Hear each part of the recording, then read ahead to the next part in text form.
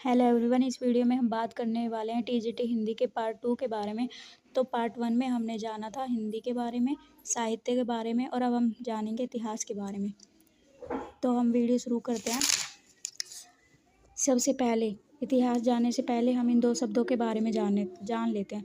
तो सबसे पहले इसमें एक शब्द आता है चिंताजनक। तो चिंताजनक का कब यूज़ किया जाता है? बुरे प्रसंग में। जैसे कोई भी बुरी स्थिति होती है कि ये तो बहुत चिंताजनक है। और चिंतनीय शब्द कब यूज़ किया जाता है? अच्छे प्रसंग में। ठीक है, जब भी कोई अच्छी बात हो तो उसमें चिंतनीय वर्ड यूज़ होता है। अब हम जानते हैं इतिहास के बारे में।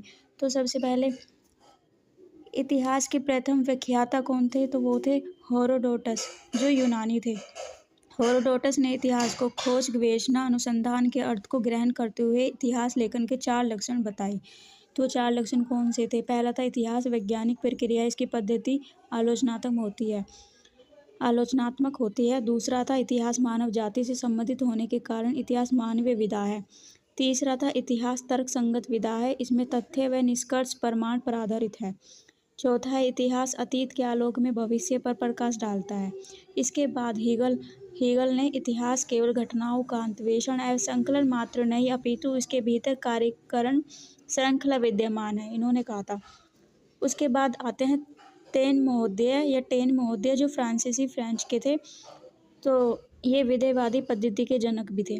तो इन्होंने ये कहा कि साहित्य की विभिन्न प्रवृत्तियों के मूल में 3 प्रकार के तत्व सक्रिय रहते हैं। पहले जाति, फिर वातावरण और क्षण। तो ये तीनों को अब याद रखना। उसके बाद इन्होंने सर्वप्रथम विधेयवादी पद्धति को दिया, जिसमें इन 3 तत्वों को अपनाकर साहित्य लिखा जाता है।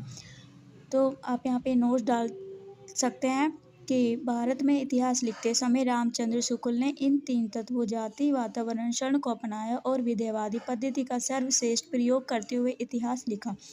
विशेष टेन महोदय के सिद्धांत को आलोचना किसने की थी? तो हडसन ने की थी, और कहा कि साहित्य के विकास का सारा श्रेय इन 3 तत्वों को ही दिया जा सकता है। अगर आपको अपने हैंड रिटन बनाने तो आप इसे देख के भी बना सकते हैं, नहीं तो अगर आपको इसका PDF चाहिए तो आप कमेंट कर सकते हैं। एंड नेक्स्ट वीडियो में हम जानेंगे हिंदी साहित्य के इतिहास लेखन की पद्धतियाँ। आई होप आपको ये पार्ट 2 अच्छा लगा होगा।